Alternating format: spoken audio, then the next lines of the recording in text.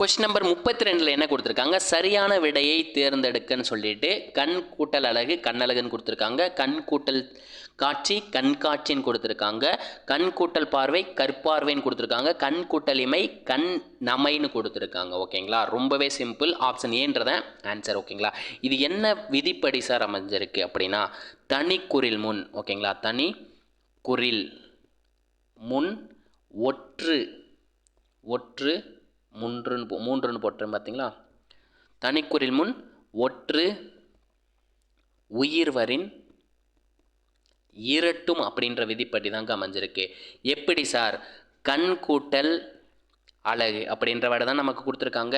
இதில் காண்ற வேர்டு குறில் தானே, தனி குறில் தானே. இதை எப்படி பிரிக்கலாம், இக்கு கூட்டல் ஆணு பிரிக்கலாம். ஆண்ற வேர்டு பார்த்தீங்கன்னா குறில் வேர்டில் தான் வரப்போகுது. அப்போ தனிக்குறில். தனிக்குறிலுக்கு அடுத்து தனிக்குறிலுக்கு முன் என்ன இருக்குது, ஒற்றுனா ஒன்றும் இல்லைங்க, மெய் எழுத்துக்களை தான் ஒற்றுன்னு சொல்லுவாங்க.